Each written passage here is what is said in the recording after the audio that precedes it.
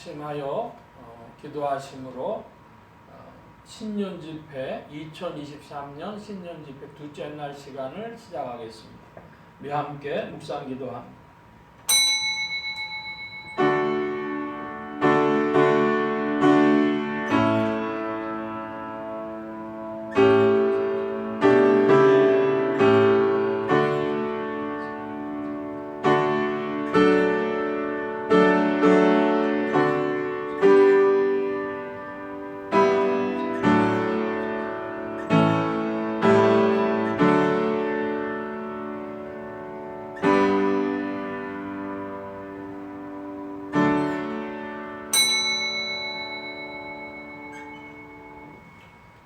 복 있는 사람은 악인의 꾀를 좇지 아니하며 죄인의 길에 서지 아니하며 오만한 자의 자리에 앉지 아니하고 오직 여호와의 율법을 즐거워하여 그 율법을 주야로 묵상하는 자로다. 저는 시냇가에 심은 나무가 시조를 쫓아 과실을 맺으며 그 잎사귀가 마르지 아니함 같으니 그 행사가 다 형통하리로다. 아멘. 만복의 근원 되신 하나님 감사합니다. 2023년 주 안에서 시작하게 하시고 특별히 오늘은 신년 집회 둘째 날로 허락하여 주시니 감사합니다. 이 세상에 무거운 짐들 내려놓고 주로 말미암는 소망과 위로로 새 힘을 얻게 하여 주시고 저 높은 곳을 향해 푯대를 향해 나아가는 귀하고 복된 심령들 되어지도록 2023년 더욱 조성하여 주옵시고 이 시간에도 주의 은혜 가운데 인도하여 주옵소서. 의지하며 예수 그리스도의 이름으로 기도하옵나이다. 아멘. 찬송합니다. 460장 찬송.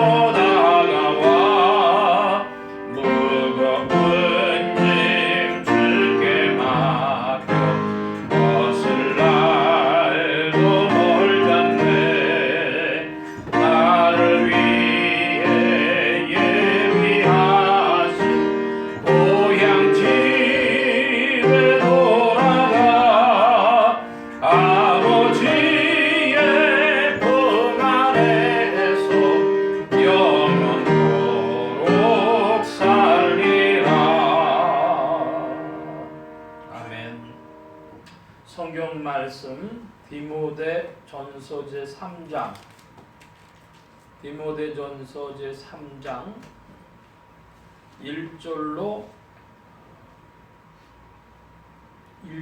7절까지만 먼저 살펴보겠습니다. 신약의 339면 디모데전서 제3장 1절로 7절을 교독합니다. 제가 먼저 한 절 봅니다. mit보다 이 말이요 사람이 감독의 직분을 얻으려 하면 선한 일을 사모한다 함이로다. 그러므로 감독은 책망할 것이 없으며 한 아내의 남편이 되면 절제하며 근신하며 아담하며 나그네를 대적하며 가르치기를 잘하며 술을 즐기지 아니하며 부타하지 아니하며 오직 관용하며 다투지 아니하며 돈을 사랑치 아니하며 자기 집을 잘 다스려 자녀들과 모든 방장으로 복종케 하는 자라 할지니 사람이 자기 집을 다스릴 줄 알지 못하면 어찌 하나님의 교회를 돌아보리요. 새로 입교한 자를 말지니 그날로 하셔서 마귀를 정죄하는 그 정죄에 빠질까 하느니 7절 함께 봅니다. 또한 외인에게도 선한 증거를 얻은 자라야 할지니 비방과 마귀의 올무에 빠질까 염려하라. 아멘. 찬송합니다. 208장 찬송하겠습니다. 208장.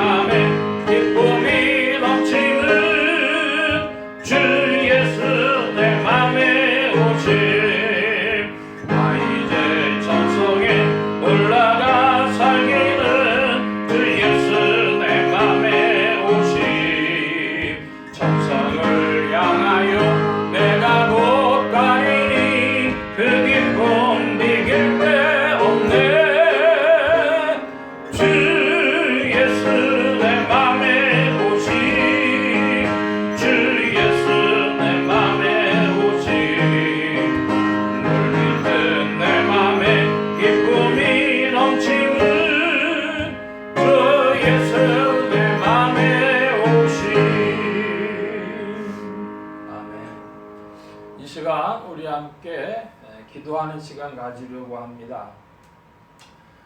2023년이 되어져서 오늘 신년 집회를 사흘 동안 하는 중에 말씀 가운데 우리에게 힘을 주옵소서, 또 말씀 중에 주의 빛이 나타나게 하여 주옵소서 기도하시고 또 개인의 어떤 기도 제목들도 있을 것입니다. 기억하시는 대로 잠시 기도한 후에 말씀 상고하는 시간을 갖겠습니다. 우리 함께 각자 기도합니다.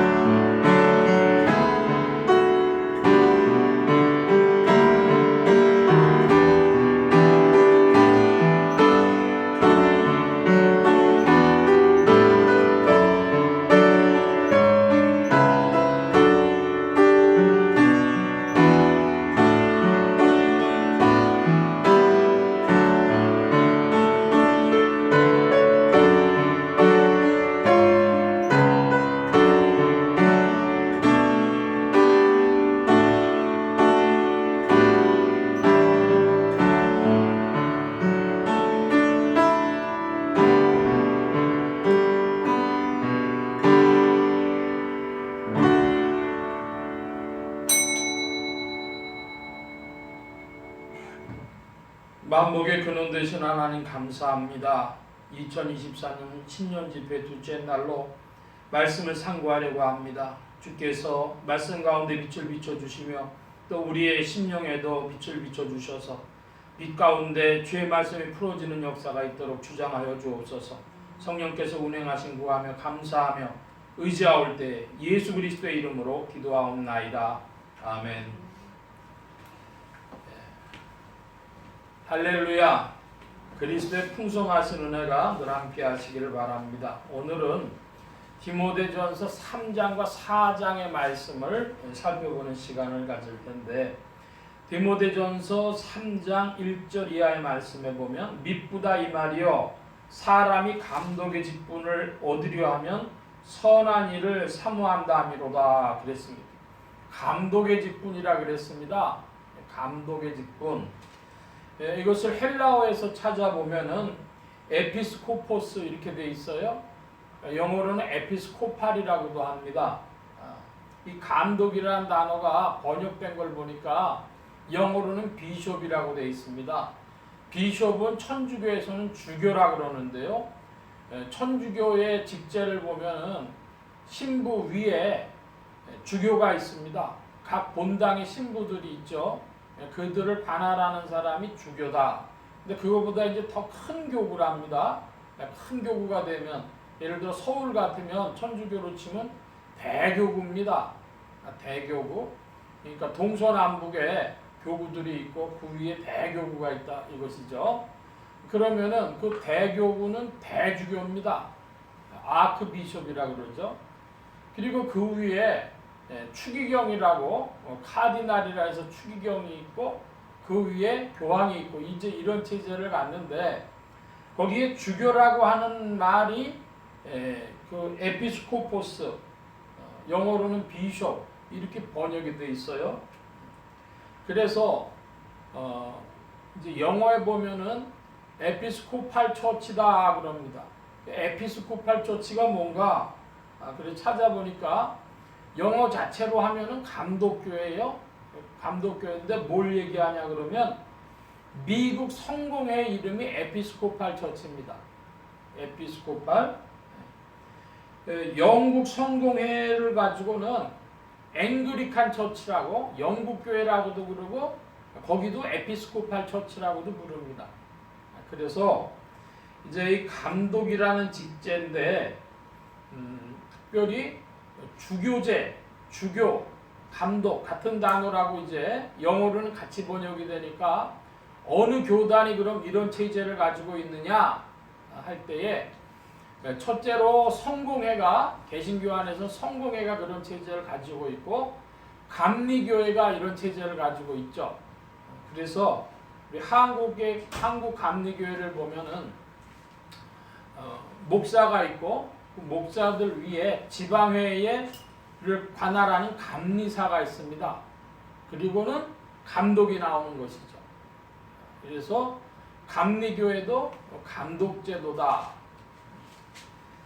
자, 그런데 문제는 이 성경에 이렇게 감독이라는 단어가 나오는데 그런데 장로교회와 침례교회는 감독이 없습니다.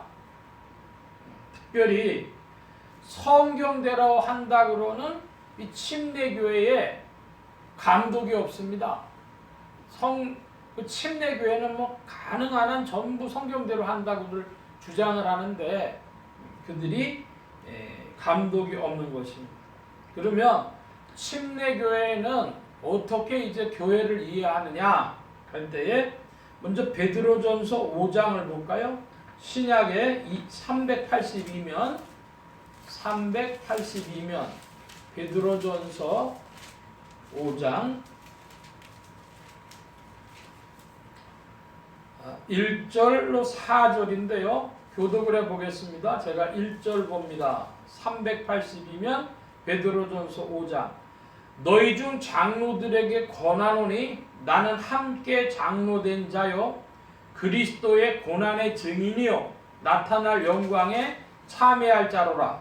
너희 중 하나님의 영무리를 치되 의량으로 하지 말고 오직 하나님의 뜻을 쫓아 자원함으로 하며 더러운 일을 위하여 하지 말고 오직 즐거운 뜻으로 하라. 맡기운 자들에게 주장하는 자세를 하지 말고 오직 양무리의 본이 되라. 그리하면 목자장이 나타나실 때에 시들지 아니하는 영광의 멸류관을 얻으리라. 아멘.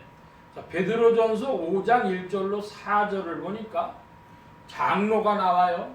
근데 그 장로들은 한마디로 양떼들을 끌고 나가는 목자입니다. 그래 양무리 그런 표현이 나오고 4절에 목자장 그러죠.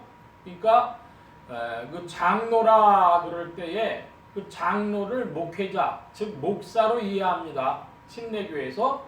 그래서 침례교회는 장로를 따로 세우지를 않아요.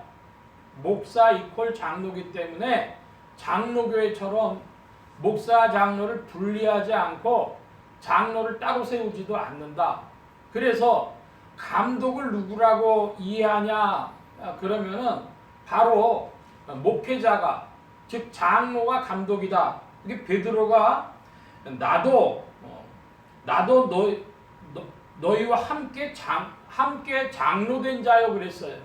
그러니까 사도 베드로조차도 자기를 목회자로서 장로라고 불렀기 때문에 감독이 따로 있는 것이 아니다. 이렇게 주장을 하는 것이죠. 그래서 침례교회는 목사가 장로며 감독이며 목회자다. 딱 목사라는 호칭 하나 가지고 그걸 다 표현한다 이것이죠. 장로회는 우리 장로교회라고 팻말 달고 있는 교회들은 그 장로의 기능이 두 가지인데 하나는 침례교회에서 말하듯이 설교하고 하는 그런 목회자로서의 모든 기능 중에서 장로는 치리하는, 성도들을 치리하는 일부 기능만 따로 떼어서 평신도 중에서 장로로 세우는 것이죠. 오늘 장로교회 체제에 대해서 조금 알 수 있는 내용들이 있는데, 그 중에 한 가지가 장로교회 장로는 목회자가 아니라 치리장로라. 그래서 성도들을 돌보는 것을 보완해주는 보충적 기능을 하는 그런 직분을 가지고 있다는 것입니다. 우리가 장로교회 그러면은 장로가 사도 베드로처럼 목회하는 장로가 아니라 치리 장로다. 그리고 그러면 감독과 같은 기능은 누가 감당하냐 했을 때에 흔히 장로교회는 노회장이라는 사람이 있어요. 그래서 그 노회장이 목회자들을 돌아보는 그런 기능을 감당하면서 그것이 감독과 같은 기능이다. 이렇게 이해를 하는 것입니다. 그래서 이게 어떤 면에서는 참 재미가 있어요. 단어 하나까지라도 성경적으로 한다 그러는 침례교회가 장로 이퀄 목사이기 때문에 목사를 장로라고 불러도 되고, 목회자이기 때문에 목사라고 불러도 되고, 그리고 감독이 따로 없기 때문에 그대로 감독이라고 불러도 된다. 이렇게 침례교회는 주장하고, 장로교회에서는 그 치리하는 기능만 따로 세워서 치리장로인데, 어느 교회 장로님 이러지 어느 교회 치리장로님 이렇게 안 부르잖아요. 그래서 이 지금 용어상에 약간의 혼선이 있을 수 있는데, 그거보다 더 중요한 문제가 있어요. 디모데전서 3장에 보면은 이제 무슨 말씀이 있냐 그러면은 3장에 2절입니다. 2절에 감독은 책망할 것이 없으며 뭐가 되며 한 아내의 남편이 되며 절제하며 근신하며 아담하며 나그네를 대접하며 가르치기를 잘하며 그랬습니다. 여기에 보면 한 아내의 남편이라 그랬어요. 즉 한 아내의 남편이라고 하는 것을 해석하는 것이 조금 쉽지가 않은데, 부인이 둘 수 없다. 그건 뭐 당연한 얘기입니다.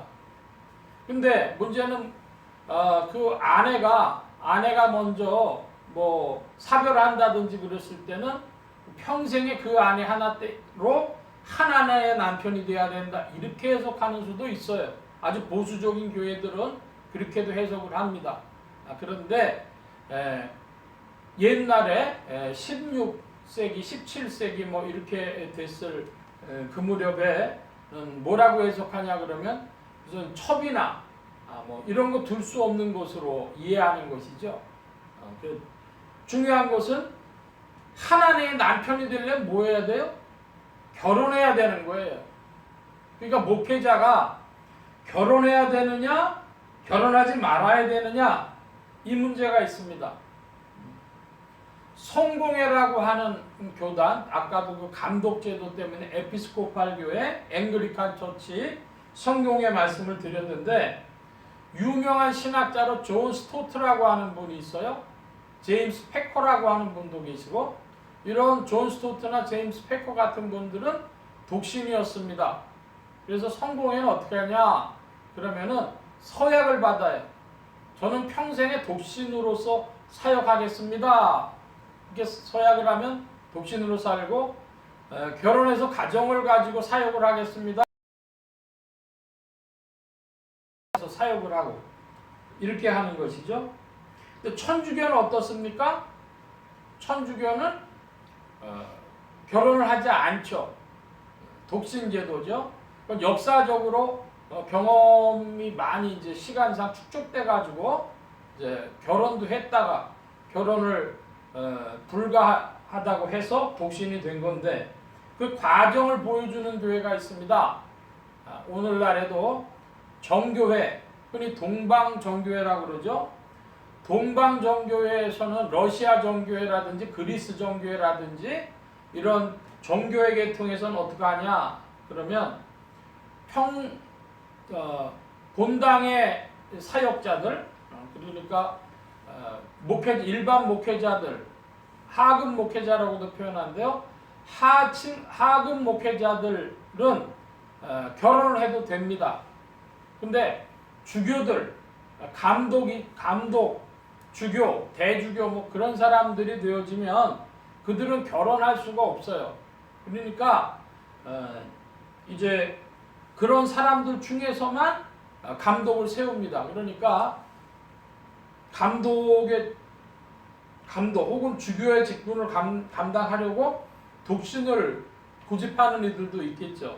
그래서 동방정교회에서는 디모데전서 3장 1절이 mit보다 이 말이요 사람이 감독의 직분을 얻으려 하면 선한 일을 사모한다 함이로다 이걸 내세우는 거예요. 근데 그러면 그게 모순이 됩니다. 2절하고 어떻게 모순이 됩니까? 감독은 한 아내의 남편이 돼야 된다는 거예요. 거꾸로죠. 하급 목회자들은 본당 목회자들은 독신이어도 주교가 돼서는 혹 감독이 돼서는 결혼해야 된다 이렇게 해야 될 걸 동방정교에서는 거꾸로 뒤집었단 말이에요. 이 한 아내의 남편 된다고 하는 것이 굉장히 이제 문제가 되는 것인데 뭐가 성경적이냐 하는 그런 질문이 되겠습니다. 먼저 고린도전서 7장을 한번 보겠습니다. 271면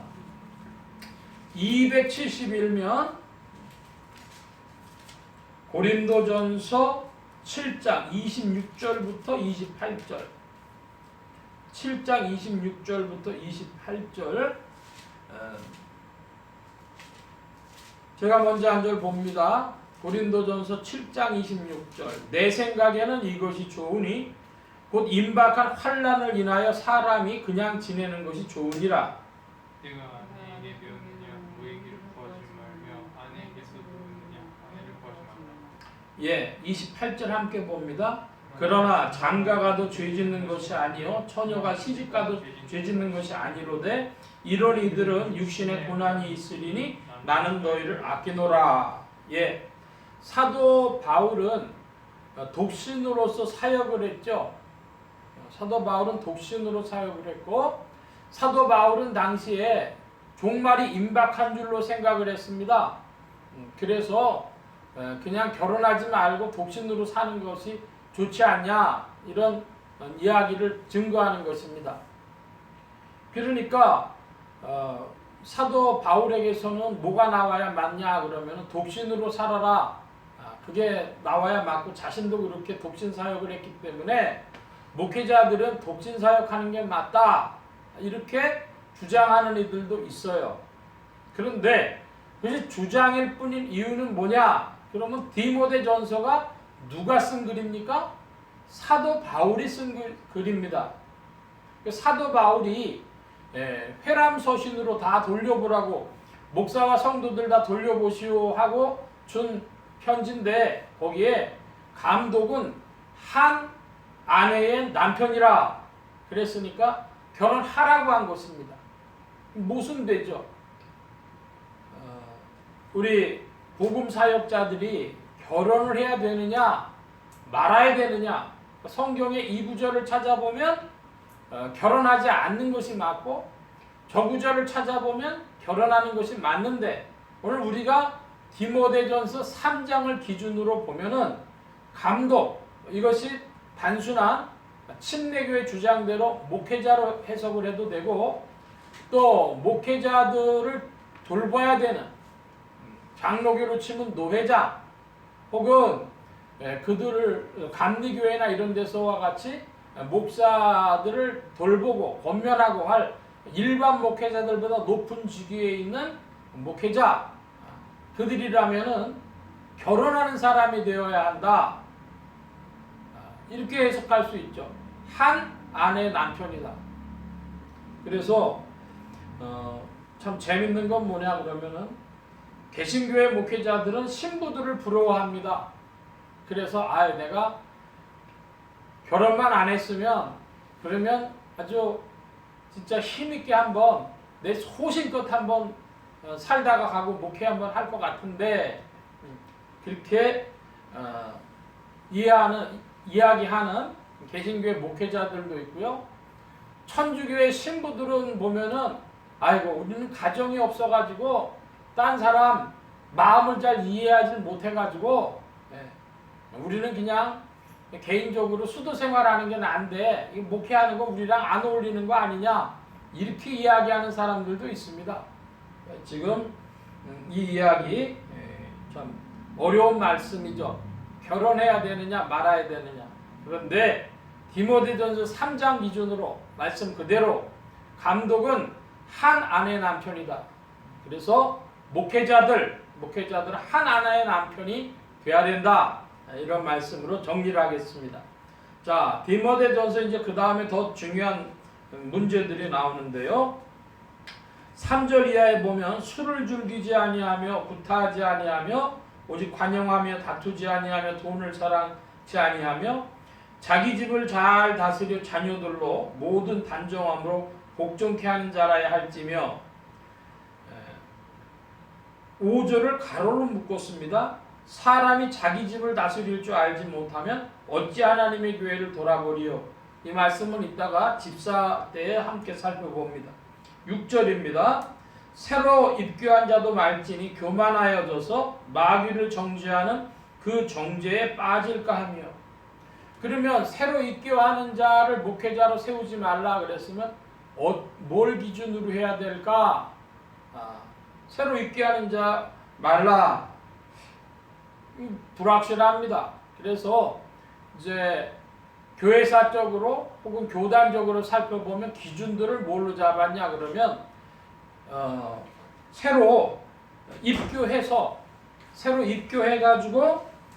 3년 정도 후에야 신학생이 될 수 있고, 그러니까 세례받고 3년 후에야 신학교 입학할 수 있고 목회자 준비를 할 수 있다.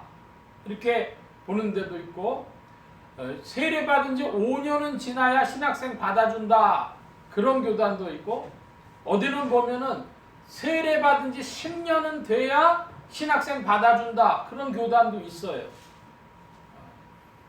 그래서 한 번은 어느 우리나라 신학대학에서 수세후 3년 이상 그랬는데 그거를 이제 문교부에 질의를 하고 재판을 건 사람도 있었어요. 왜 당신들 마음대로 나 대학 입학하려고 그러는데 막냐 조건을 다냐 이래가지고 세례받은 지 얼마 지나야 되냐. 대부분의 많은 교단들에서는 세례받은 지 3년 이렇게 해서 신학생 입학을 받습니다. 그런데 실제로 들어가면 잘 입학 안 시켜줘요. 최소한 5년, 7년, 10년 정도씩 된 사람들을 신학생으로 면접 때 보고서 확인해보고 받으려고 하지 잘 안 받으려고 한다. 그러니까 신앙의 연조가 짧은 사람은 목회자 되려고 하는 그것은 그렇게 합한 일이 아니다. 이 말씀을 기억해 주시고 그 다음에 진짜 더 중요한 게 있어요. 6절부터 다시 한번 보면 새로 입교한 자도 말지니 교만하여져서 마귀를 정죄하는 그 정죄에 빠질까 하며. 교만 문제죠 이거는. 그런데 7절입니다. 여러분 7절을 한번 봐주시기 바랍니다. 7절 시작.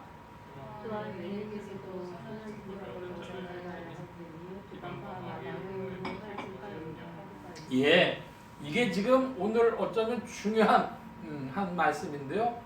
외인에게도 선한 증거를 얻은 자라야 목회자 세운다 이것입니다. 이게 무슨 말입니까? 외인이라 하면 교회 밖의 사람, 바꿔 표현하면 불신자, 세상 사람, 사회인들입니다. 사회인들이 보기에도 선한 증거를 얻은 자라 할 것이다. 이 말씀을 한국 교회사 안에서는 어떻게 이해해 왔냐? 그러면 목회자를 세우려고 할 때는 뭘 첨부해야 되냐면 신원조회, 신원 확인 조회서를 첨부해야 됐습니다. 옛날에는.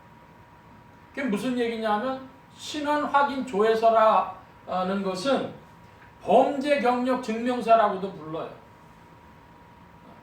그러니까 뭐 범죄를 졌다는 게 아니라 그게 없다는 걸 증명하는 것이죠. 그래서 우리나라에서는 신원 확인 조회서 혹은 범죄 경력 증명서 이렇게 부르는데 중국에선 뭐라고 부르냐 그러면 무범죄 증명서라 그래요. 무범죄 증명서. 죄를 짓지 않은 증명서를 내놓으라는 거죠. 우리나라 정부에서 발급을 해줍니다. 죄 짓지 않았다, 범죄 짓지 않았다 하는 거예요. 그래서 저희 어렸을 때 이제 목회자가 되려고 하면은 입학할 때 뭐부터 한다고요? 신학교 입학할 때 세례 받은 지 얼마 됐냐? 근데 면접해갖고 대부분 7년 이하 정도는 다 떨어지는 거예요. 세례 받은 지 7년 이하, 그건 안 돼. 연조가 짧아. 만루는 안 해도 다 합격자 발표에서 다 떨어뜨리는 겁니다.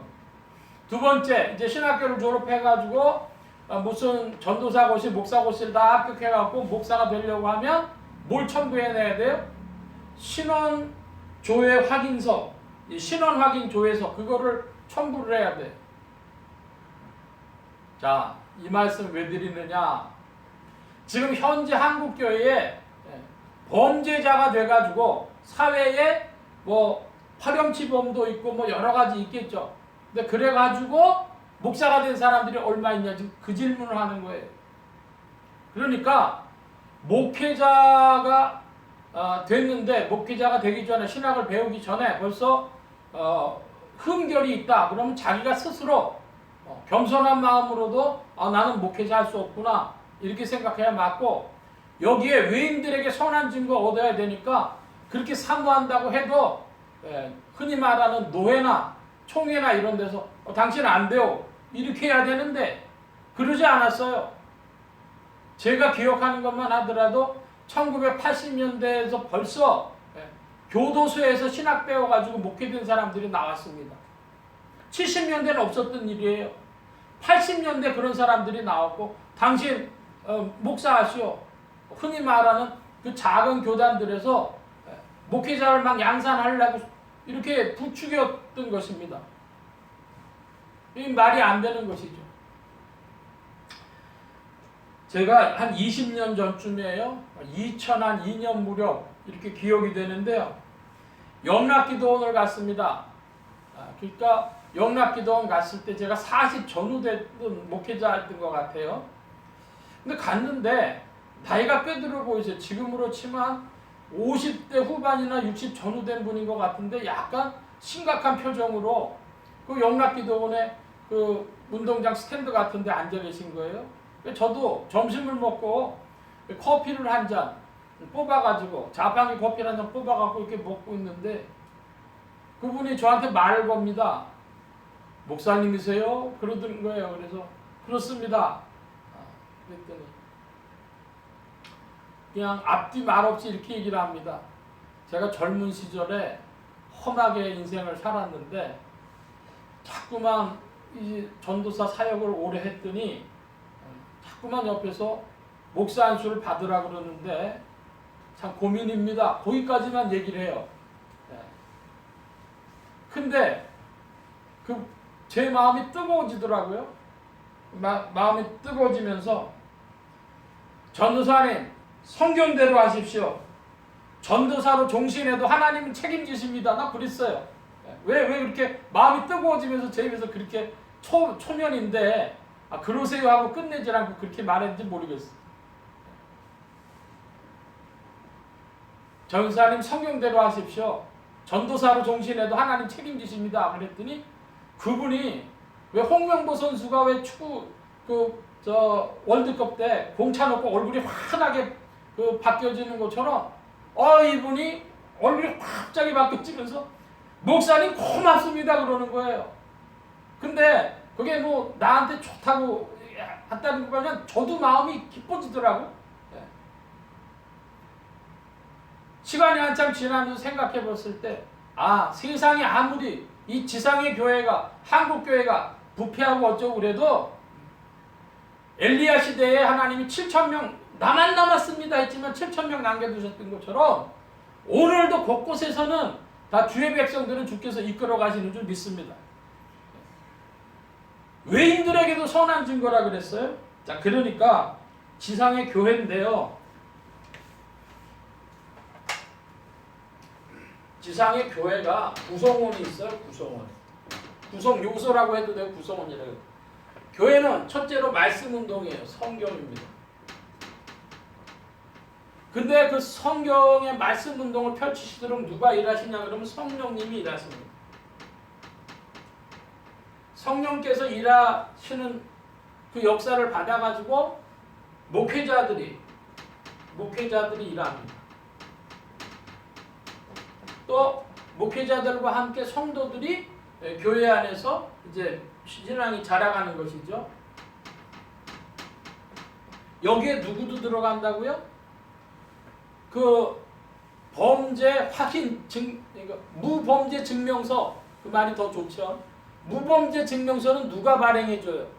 교회에서 발행을 해줘요? 정부에서 발행을 해줘요? 정부에서 발행해주니까 여기에는 누구도 들어가냐면 외인도 들어가는 거예요. 불신자 혹은 사회. 지상의 교회는 5가지의 요소가 들어가서 지상의 교회를 이룹니다. 3, 4, 5. 근데 사람들이 어떻게 생각하냐 하면 교회 그러면 사람들이 시작하고 그냥 모여가지고 뭐 하는 줄 알아요. 아니요. 성경 분명하게 얘기를 해요.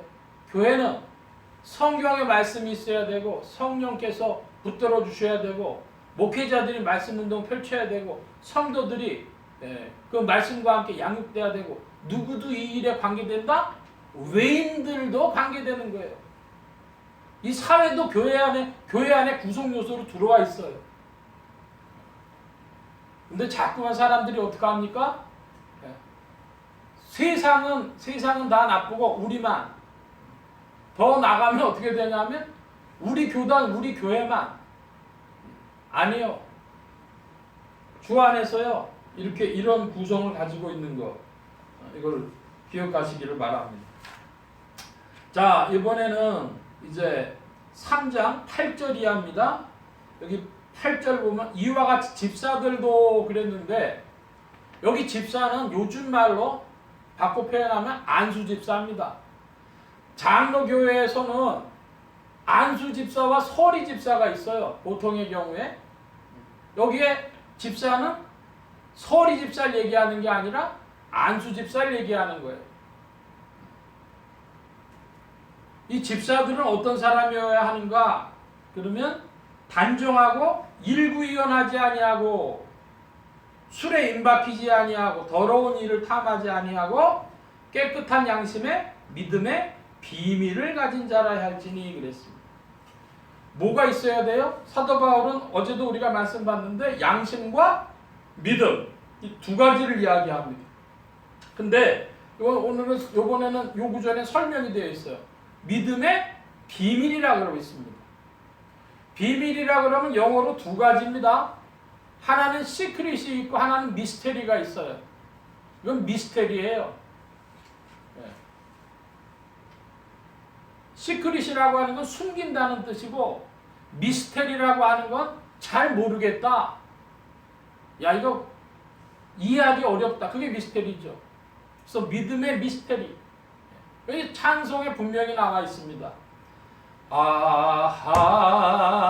하나님의 은혜로 있을 데 없는 자 왜 부속하여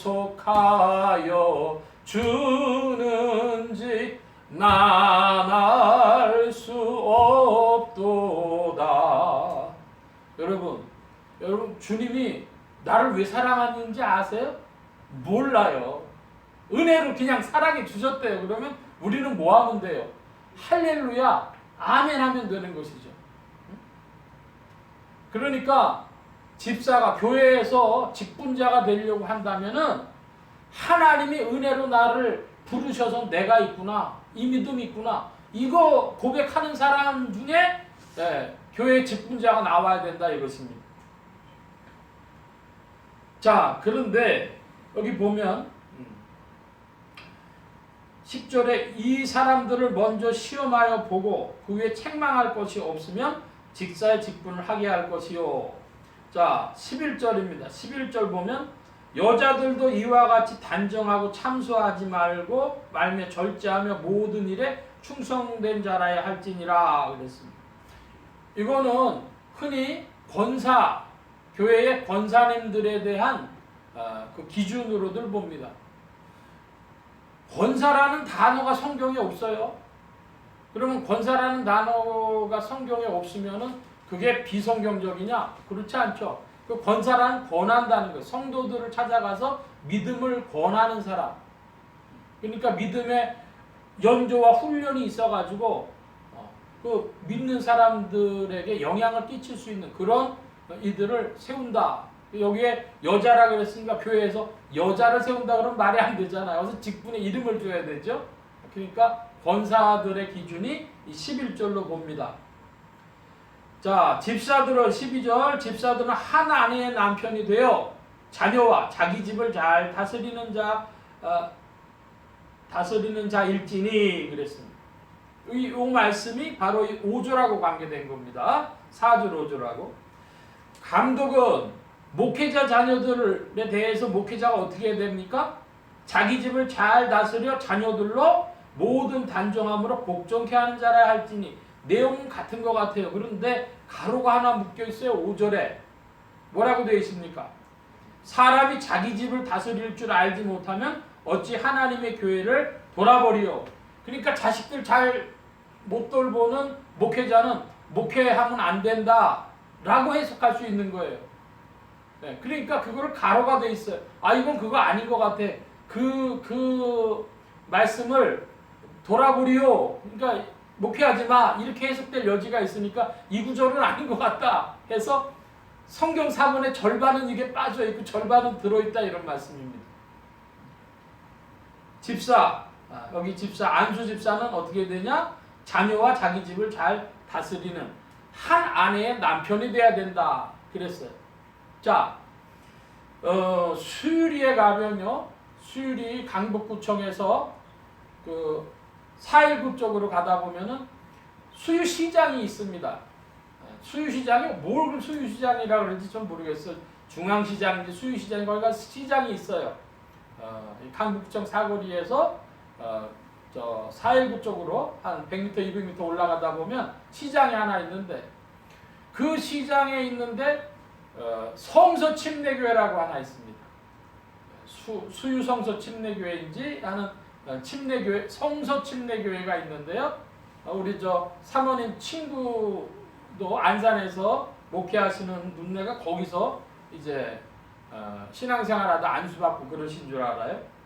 그 성서 침례는 바로 여기 한 아내의 남편이다 그런 구절 때문에 교회 구성이 어떻게 되느냐? 성경대로 해야 되니까 남자 중에서 집사님 몇 분을 세워요. 그러니까 한 200명 정도 되는 교회인데 그 교회에 남자 집사님들 한 대여섯 분인가 그런 정도 분들이 집사예요. 나머지는 다 성도야 그냥. 뭐 서리 집사, 뭐 무슨 안수 집사, 권사 그런 말도 없고 그냥 남자들 중에서 몇 분만 살펴보아서 그 믿음 살펴보아서 집사 자격 될 만하다, 직분 감당할 만하다 하는 분들 6, 7분 세워가지고 같이들 목회하시는 거예요. 그분들이 프라이드가 굉장히 높아요. 우리는 못대로 한다. 성서 침례교회는 성경대로만 한다. 이 프라이드가 엄청 높은 거예요. 자, 그러면 장로교회는 이제 어떻게 되냐? 장로교회는 보충적입니다. 즉 집사를 세우는데 서리 집사도 세우고 안수 집사도 세우는 이유는 안수 집사 훈련시켜가지고 못 된다는 거예요. 서리 집사가 훈련이 돼가지고 이거 감당할 만한 사람들이 안수 집사가 되는 거예요. 근데 안수 집사를 이제 세우는 방법에는 이야기가 많아요. 교회에서 안수 집사 명단을 쭉 적어서 붙여놓고, 자, 이분들을 이번에 안수 집사 세우려고 합니다.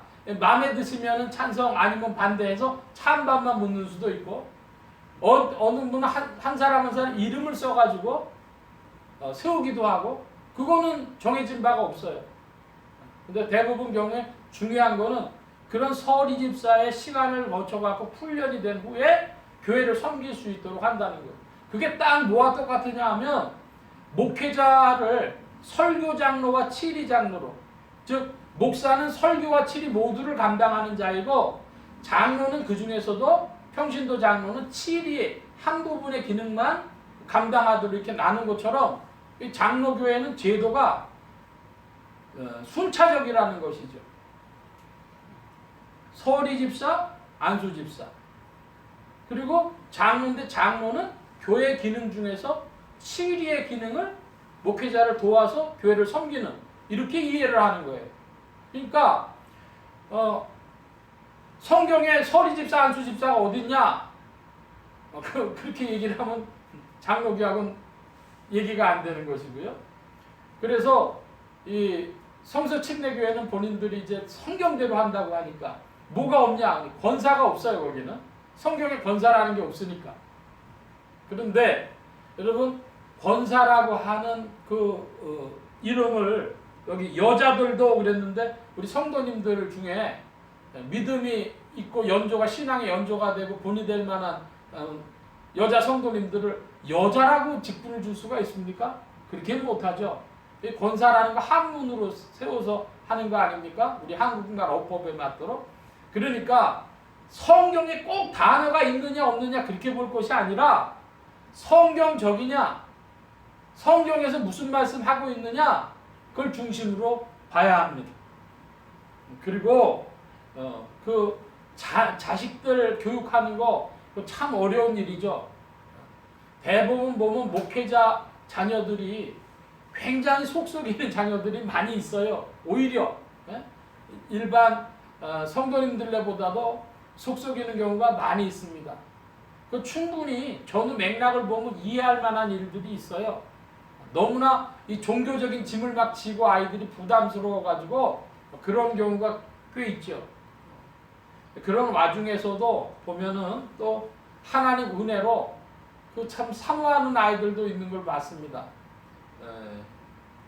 제주도에 있는 어떤 아이인데, 옛날에 그 장학 퀴즈라는 거 있었습니다. 근데 제주도에서 공부를 제일 잘해가지고 나왔는데 그 중에서도 1등을 했어요. 그랬더니 이제 앞으로 희망이 뭡니까? 그랬더니 그 학생이 우리 아버지처럼 목사님 되고 싶습니다. 그런데 아이가 그 뒷말이 재밌어요. 그런데 제가 할 수 있으려나 모르겠어요. 그러는 거예요. 텔레비에서. 예? 그러니까 이 아버지 목회하는 거가 굉장히 본인 볼 때에 감동이 있었다는 거죠. 그러니까 이 목사 아들이라고 다 착한 것도 아니고 다 망나니도 아니고, 근데 어쨌든 그 어려움이 있어서 이 지금 가로로 묶여진 거에 대해서 성경학자들이 이야기를 하는 겁니다. 사람이 자기 집을 다스릴 줄 알지 못하면 어찌 하나님의 교회를 돌아보려. 맞는 말씀인데 이대로 하면 현실하고 다른 것도 많이 있다. 이런 것입니다. 예, 여기 믿음에 관해서는 믿음의 비밀이라 하는 것은 아까 말씀을 드렸고, 자, 이번에 또 뭐가 있냐 하면 16절에 14절부터 16절 같이 한번 읽어보겠습니다. 제가 14절 봅니다. 내가 속히 네게 가기를 바라나 이것을 네게 쓰는 것은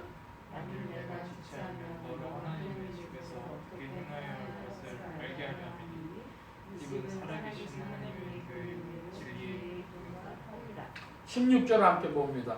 크도다 경건의 비밀이요 그렇지 않다 하느니 없도다. 그는 육신으로 나타나신 바 되시고 영으로 의롭다 하심을 입으시고 천사들에게 보이시고 만국에서 전파되시고 세상에서 믿는 바 되시고 영광 가운데서 올리우셨음이니라. 아멘. 자, 이 14절부터 16절은 예수 그리스도께서 경건의 비밀을 나타내시는 분이시고 교회는 그리스도의 몸된 교회요 하나님의 집이고 그래서 그것을 다른 표현으로는 진리의 기둥과 터라한다 하는 말씀이죠. 교회가 뭐냐? 교회가 진리, 말씀이라는 겁니다. 말씀의 터요, 말씀의 기둥이라는 겁니다. 여러분, 교회가 더욱더 하나님의 말씀으로 하나님의 말씀의 운동력이 나타나는 교회가 되도록 여러분들 2023년도 기도해 주시길 바랍니다. 우리 교회가 하나님의 말씀의 운동력이 나타나야 되겠다. 진리의 기둥과 터가 돼야 되겠다. 우리의 소망이죠. 자, 4장으로 가보겠습니다. 서둘러서 봅니다. 4장 1절부터 5절까지 한번 보겠습니다. 그러나 성령이 밝히 말씀하시기를 후일에 어떤 사람들이 믿음에서 떠나 미혹해하는 영과 귀신의 가르침을 조치리라 하셨으니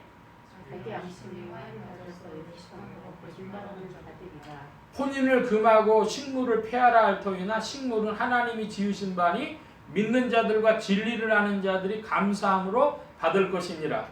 하나님의 지으신 모든 것을 감사함으로 받으면 그것이 없나니. 5절 함께 봅니다. 하나님의 말씀과 기도로 거룩하여 지미니라. 아멘. 여기 1절 말씀에 믿음에서 떠나 그랬어요. 믿음에서 떠났으니까 이 사람이 불신자입니까? 타락한 신자입니까? 타락한 신자. 믿음에서 떠나 그랬어요. 바른 믿음 지키지 못하고 또 믿음에서 떠날 때 뭐를 쫓느냐 그러면 미혹해하는 영과 귀신의 가르침 쫓는다 그랬습니다. 자, 여기 2절에 자기 양심이 화인 맞아서 불화살을 맞아서 이 불화살은 원수 마귀가 쏘는 불화살이죠. 보이지 않는 그 불화살을 맞아서 외식함으로, 외식의 다른 말이 뭘까요? 가식, 가짜 혹은 거짓, 위선, 가식 이런 게 외식이죠. 겉으로 이렇게 꾸며서 과장하는 그런 겁니다. 그래서 외식함으로 거짓말하는 자들이 거짓말을 하는 것보다 더 중요한 사실은 외식한다는 겁니다. 외식함으로 거짓말하는 자들이라 그랬기 때문에 거짓말은 내용이고요. 그 전달되는 방식은 뭐예요? 외식인데 쉽게 얘기하면은 부풀리고 과장하고 막 이러면서 포장해서 자기를 드러내고 이런 것들이 이제 거짓인데 뭐라고 하냐 그러면 혼인을 금하고 식물을 폐하라 이럽니다. 혼인 문제하고 혼인을 금하고 식물을 폐하라. 여러분 식물 폐하는 게 뭐예요? 먹는 것을 폐하는 게 뭡니까? 금식이죠. 금식. 여기 혼인을 금하라 하는 것은 조금 직접적인 표현을 하면 부부가 잠자리 하는 걸 말하는 겁니다. 그런 거 하지 말라는 거예요. 자, 이게 뭐하고 관계되냐 하면요. 영성 수련하고 관계됩니다. 영성 수련하고 관계돼서 무슨 승려라든지 도사라든지 무당이라든지 이런 사람들이 흔히 수행을 한다 그래요. 수행을 할 때 뭐 하냐 하면은 음식을 굶어요. 줄여요. 그리고 이런 부부생활 같은 건 절대 하면 안 된다. 이제 이렇게 뭐 부정 탄다 뭐 이러는 것이죠. 그래서 그때 하는 행동들이 뭐냐 그러면은 단전 호흡을 한다든지 명상이나 참선이나 요가를 한다든지 뭐 이런 건데 그래서 수행을 하게 되면 금하는 게 있습니다. 과식하는 것도 금하고 육식하는 것도 금해요. 그리고 그 불교에서는 수행 생활에 금기가 되는 식물들이 있어요. 오신채 5가지 먹으면 안 된다. 그러는 거 있습니다. 그게 뭐냐? 마늘, 파, 부추, 달래, 흥거. 그런데 흥거는 뭔지 모르겠어요. 어쨌든 오신채는 그거래요. 그리고 육식하지 마라 이것이죠. 자, 우리 기독교인들은 신앙생활의 근거, 식생활의 근거가 뭡니까? 우리도 원래는 모든 인류가 다 고기 먹으면 안 됐습니다. 그런데 노아의 방주 사건 이후로 하나님이 인생의 완악함 때문에 육식도 허락해 주셨죠. 그러니까 우리 육식한다고 해서 그 사람을 정죄한다거나 뭐라고 얘기할 수 없어요. 각자의 선택일 뿐입니다. 요즘엔 다이어트 많이 하는 분들도 있어서 그렇긴 하지만은 지금 이게 뭐하고 관계되냐 하면 미혹해하는 영과 귀신의 가르침하고 관계되는 겁니다. 미혹해하는 영과 귀신의 가르침. 그러니까 제가 중학교 1학년 때인데요. 그때 무슨 이제 특화를 시간을 하는데 그 선생님 한 분이 단전호흡 하던 분이었어요. 그래서 저희들한테 단전호흡을 가르쳐 줬습니다. 건강을 위해서 정도는 나쁜 것이 아닌데 깊이 하다 보면 이제 도력이 나타나는 거예요. 신통력이. 그래서 그것 가지고 이제 허탄한 신화를 지어내는 것이죠. 그 말씀은 아마 계속 되어지니까 조금 이따 살펴봅니다. 6절 이하입니다. 6절부터 10절까지 먼저 보겠습니다. 6절로 10절. 제가 6절 봅니다. 내가 이것으로 형제를 깨우치면 그리스도 예수의 선한 일꾼이 되어 믿음의 말씀과 내가 조친 선한 교훈으로 양육을 받으리라.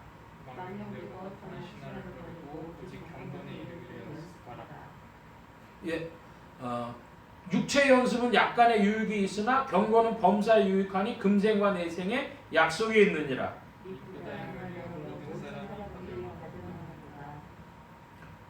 10절 함께 봅니다. 이를 위하여 우리가 수고하고 진력하는 것은 우리의 소망을 살아계신 하나님께 두미니 곧 모든 사람 특히 믿는 자들의 구주시라. 아멘.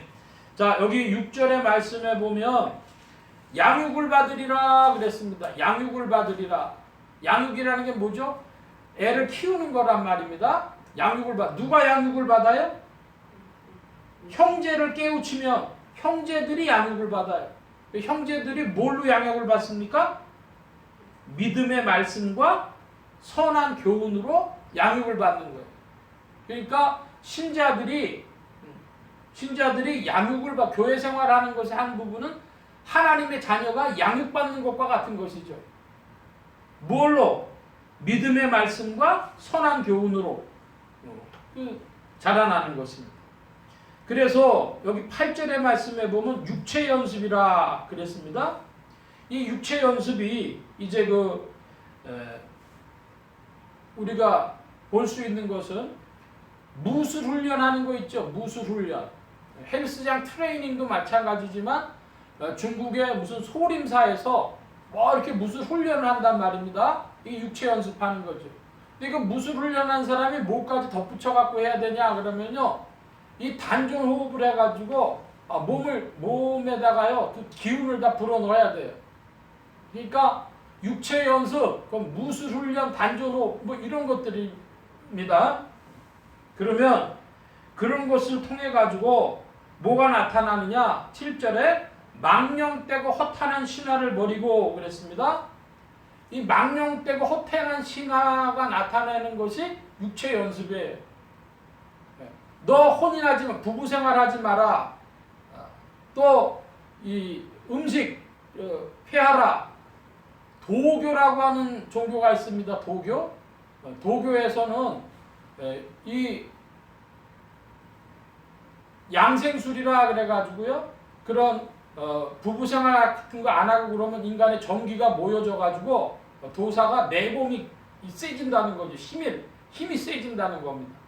자, 그러니까 그 이제 신화가 어디까지 가냐 그러면 축지법이라는 거 있어요. 여러분 들어보셨어요? 축지법? 예, 그 무슨 뭐 옛날에 보면은 만화책이나 무슨 이런 책에 보면은 축지법 같은 거 이런 거 나온단 말입니다.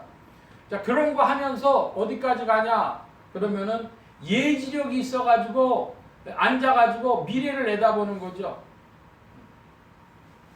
지금 그런 이야기를 하고 있는 것입니다. 망령되고 허탄한 신화, 그러니까 육체 연습을 통해서 주어지는 망령되고 허탄한 신화인데 그것이 아니라 뭘 연습하라고 합니까? 7절에 경건에 이르기를 연습하라. 경건은 뭐가 있어서 좋아요? 범사에 유익하니 금생과 내생의 약속이 있느니라. 자, 내생의 약속이 뭘까요? 내생의 약속이다. 그러면 영생 얻는다는 거예요? 영벌 받는다는 거예요? 영생 얻는다는 거겠죠. 그러면 금생의 약속은 뭡니까? 금생의 약속은 주님 안에서 형통하다, 건강하다, 경제적으로도 풍족하다, 이런 것들이겠죠. 그거 하나님 다 허락해 주신다는 거예요. 뭐하면? 경건하면, 육체 연습을 해서 얻는 것이 아니라 경건하면 그렇다는 겁니다. 자, 그럼 경건이 뭐냐? 보겠습니다. 야고보서 1장입니다. 신약이 372면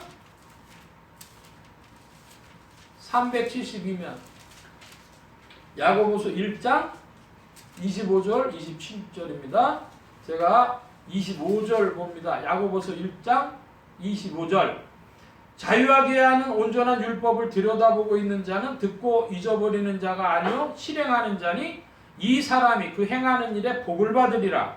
누구든지 스스로 경건하다 생각하며 자기 혀를 제갈먹이지 아니하고 자기 마음을 속이면 이 사람이 경건한 것이라. 27절 함께 봅니다. 하나님 아버지 앞에서 정결하고 더러움이 없는 경건은 곧 고아와 바보를 그 환난 중에서 돌아보고 또 자기를 지켜 세속에 물들지 아니하는 이것이니라. 아멘. 여기 보니까 한마디로 이웃 도와주고 자기를 잘 지키는 것이 그게 진짜 경건인데 25절의 말씀으로 보면 그 행하는 일에 뭘 받으리라? 복을 받으리라. 자, 한 구절 더 봅니다. 사도행전 10장입니다. 신약의 204면 사도행전 10장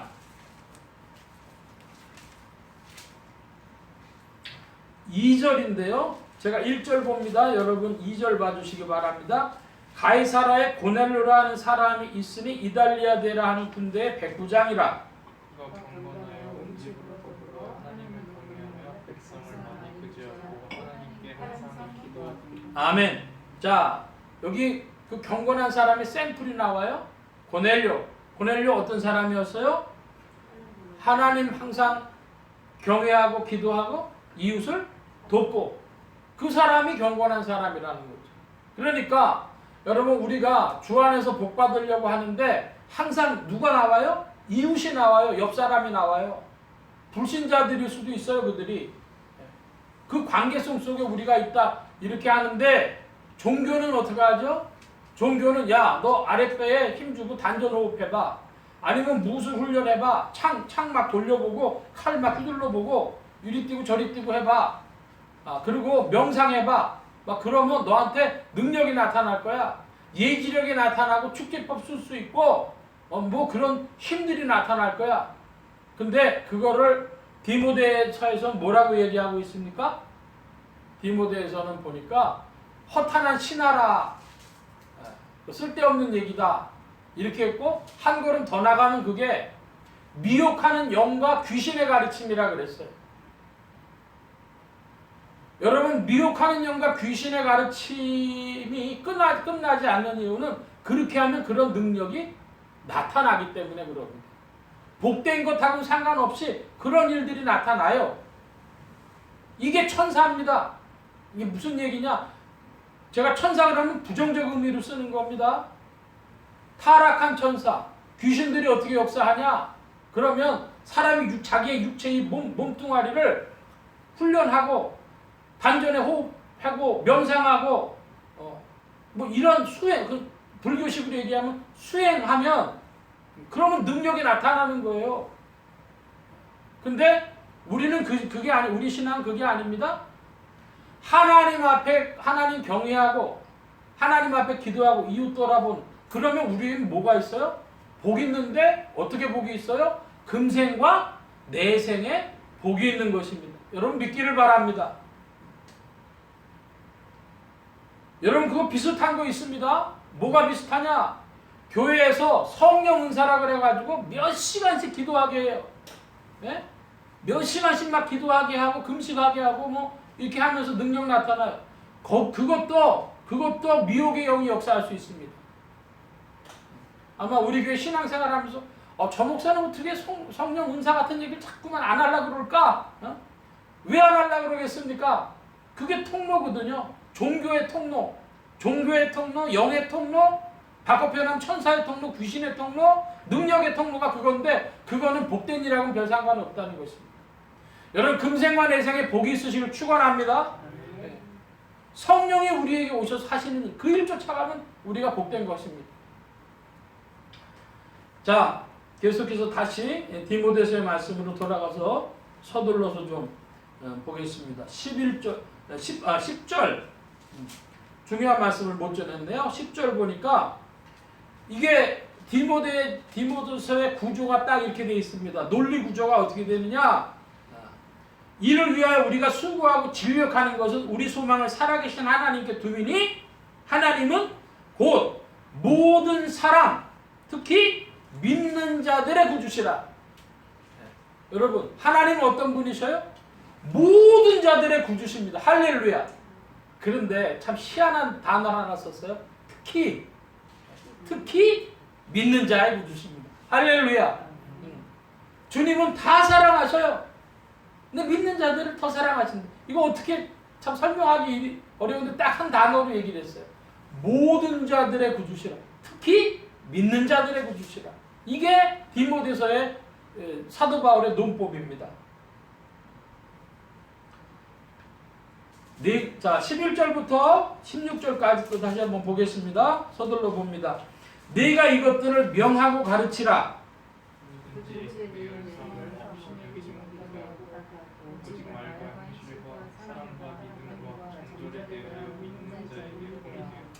내가 이를 때까지 읽는 것과 권하는 것과 가르치는 것에 창념하라.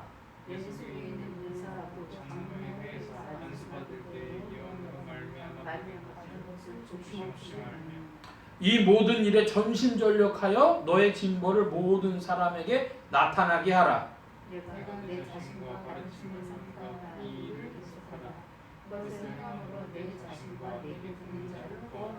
아멘. 자, 여기 12절에 보니까 본이라 그런 구절이 나와. 본. 요즘 말로 얘기하면 롤모델을 따라간다 이겁니다. 롤모델을 따라가요. 성도는 누가 롤모델이 돼야 되겠어요? 첫째로는 목회자고요. 근원적으로는 주님이시고요. 이것을 사도 바울이 이야기했습니다. 어디냐? 고린도전서 11장입니다. 신약의 276면을 보겠습니다. 276면 고린도전서 11장 1절 말씀 우리 다같이 좀 큰 소리로 보겠습니다. 고린도전서 11장 신약 276면 1절 말씀 내가 그리스도를 본받는 자 된 것 같이 너희는 나를 본받는 자 되라. 아멘. 자, 고린도전서 11장 1절에 보니까 본받음에 대하여 이야기합니다. 성도들이 누굴 본받아요? 그리스도를 본받는데 그 그리스도를 본받으려면 구체적으로 누구를 본받아야 되겠어요? 바울을 본받고 디모데를 본받고. 그러니까 성도들은 쭉 어떤 관계 속에 있냐면 본받는 관계가 되는 거예요. 자, 주일학교에 아이가 있어요. 주일학교 아이는 누구를 본받아야 되겠어요? 주일학교 교사를 본받고. 예? 그 교사는 또 목회자들 본받고. 그 목회자들은 사실은 누구를 사역의 모델로 삼냐? 바울을 사역의 모델로 삼고. 근데 본질적으로는 누구를 본받는 거예요? 예수님. 자, 그러니까 토마스 아킨피스라고 하는 이가 그리스도를 본받아 그런 책을 썼습니다. 자, 무슨 말씀 드리냐? 믿음 그러면 성도들이 믿음을 뭐로 이해를 하냐 그러면 그리스도를 내 마음의 구주로 모십니다. 이것만 생각하는 거예요. 근데 뭐가 있어요? 본받음이 있어요. 한번 따라 하십시다. 그리스도를 본받음. 예, 주님을 본받는 것이 믿음의 한 요소예요. 근데 성도들이 믿음 그러면 뭐만 생각을 해? 내가 구주로 내 마음속에 오셨다 이것만 생각해. 여러분 2023년에는요. 성경 말씀을 따라가지고 주님을 본받아 나가는 그리스도를 본받는 뭐 시간이 되시면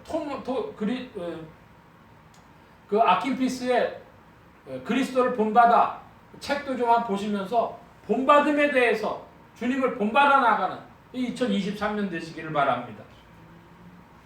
여기 계속하라라는 표현이 나옵니다. 16절의 말씀에 보면 디모데전서 4장 16절에 내가 내 자신과 가르침을 삼가 이 일을 계속하라.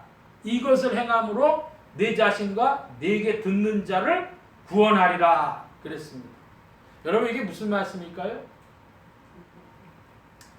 2023년이 돼서 신년 집회를 합니다. 우리 교회 신년 집회 하면은 뭐 성도님들 그나마 성도님들도 몇 분이 나오시겠어요. 그래도 계속해서 신년 집회를 했습니다. 여러분 왜 했을까요? 이 말씀 운동을 계속 펼침으로 누구도 구원받을까요? 성도들도 구원받지만 이 말씀 운동 펼치는 목회자 자신도 이 말씀 운동 때문에 구원받는 거예요. 그래서 내가 내 자신과 가르침을 삼가 이 일을 계속하라. 이것을 행함으로 내 자신과 내게 듣는 자를 구원하리라. 여러분 우리가 말씀 운동을 펼치고 그 말씀이 우리를 사로잡아서 우리 속에 이 말씀이 실천되어지기를 소원합니다. 여러분 그 아멘인가요? 그런 게 유행했던 적이 있죠. 그 사람들이 주장이 뭐였냐면 2만 번 똑같은 소리를 들으면 그냥 한대요 사람들이. 네? 2만 번을 자꾸 들으면 한다는 거예요. 이 일을 계속하라. 평생에 듣던 말씀, 평생에 듣던 말씀, 주 예수 크신 사랑 또 들려주시오. 여러분 자꾸 하나님 말씀 듣기를 바랍니다. 2023년에는요 주의 말씀 가까이 하는 한 해가 되시길 바랍니다. 자꾸 들어야 돼요. 그래서 제가 어쨌든 그 우리 네이버 밴드에 동영상도 올리고 mp3 파일로도 올리고 듣든지 안 듣든지 자꾸 올려요. 그 왜 뭐하라고 하는 거예요? 들으시라고. 근데요 그 운동을 하면서 누구도 구원받아요. 목회자도 그 말씀을 전하면서 구원받는 거예요. 신년 집회 모이는 사람 별로 없어도 해야 되는 이유는 저도 제가 구원받기 위해서, 성도님들도 말씀 듣고 더 그 그리스도를 본받는 자리로 경건한 부르심의 자리로 나아가도록.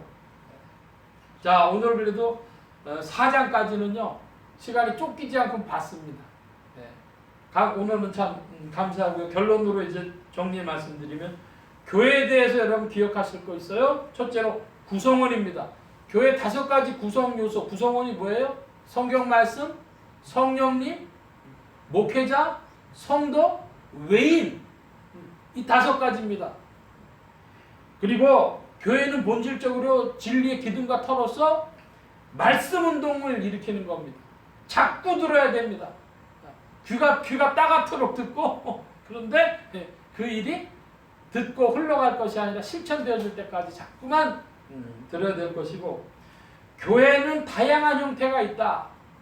목회자가 결혼하는 수도 있고 결혼 안 하는 수도 있고 뭐 다양한 집사님 몇 분만 세워가지고 권사도 없고 장로도 없고 집사님 몇 분만 세워서 목회자와 집사님 몇 분으로 교회가 운영되는 수도 있고, 교회 안에 서리 집사도 있고 안수 집사도 있고 권사도 있고 치리장로도 있고 해서 돌아가는 구조도 있고 다양한 형태로 있을 수 있다. 이렇게 해석할 수 있고 저렇게 해석할 수 있다. 여러분 그 기억하시기 바랍니다. 우리 교회만 맞다가 아니라 이래서 이렇구나 저래서 저렇구나 이해하시면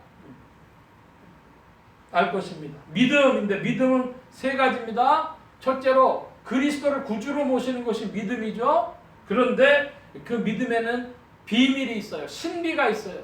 왜 이 믿음이 나한테 왔는지는 알 수 없습니다. 주님의 은혜입니다. 그리고 이 믿음이 가진 자라면 누구를 본받아야 되겠어요? 그리스도를 본받는다. 단순히 모신다가 아니라 본받는다. 한번 따라 하십시다. 모시고 본받는다.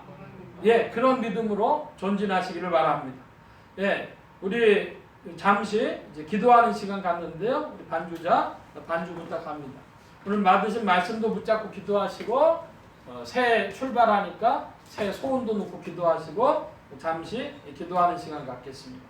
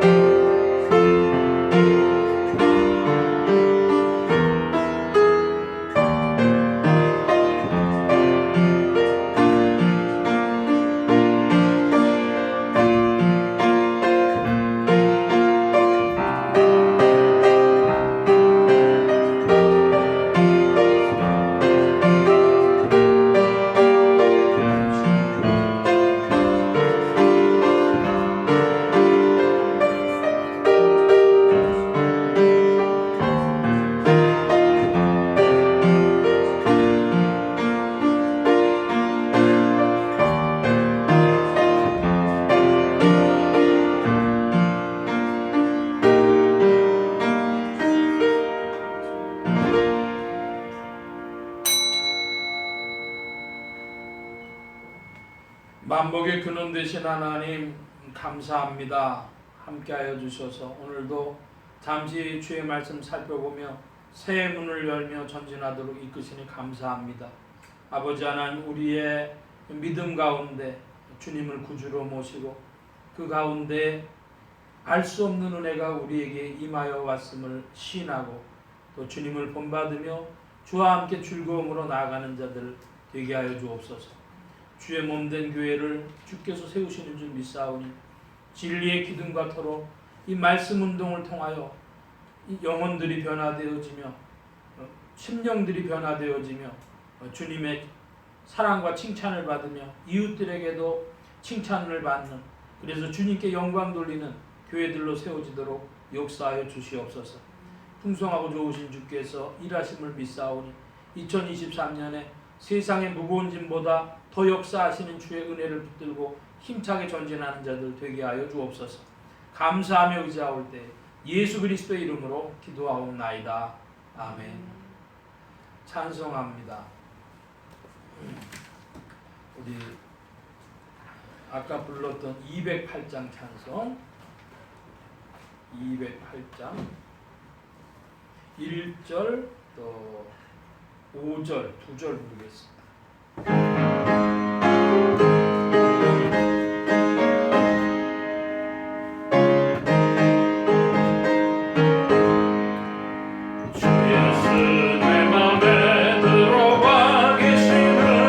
변하여 새 사람 되고 내가 늘 바라던 참빛을 찾은 또 주 예수 내 맘에 오신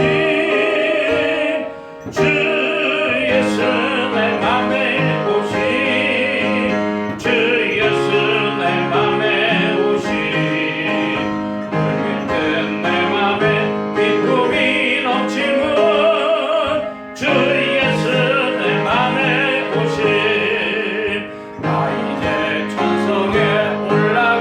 살기는 주 예수 내 맘에 오신 천성을 향하여 내가 곧 가리네 그 기쁨 비길 데 없네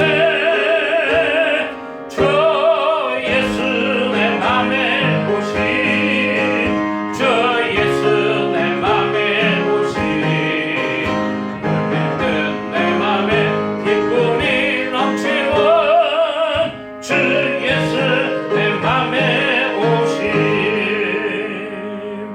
아멘. 주기도문 하심으로 2023년 신년 집회 둘째 날 시간을 필요하겠습니다. 하늘에 계신 우리 아버지여, 이름이 거룩히 여김을 받으시오며 나라의 마옵시며 뜻이 하늘에서 이루어진 것 같이 땅에서도 이루어지고 오늘날 우리에게 일용할 양식을 주옵시고 우리가 우리에게 죄 지은 자를 사하여 준 것 같이 우리 죄를 사하여 주옵시고 우리를 시험에 들게 하지 마옵시고 다만 악에서 구하옵소서. 그게 나라와 권세와 영광이 아버지께 영원히 있사옵나이다. 아멘. 아멘.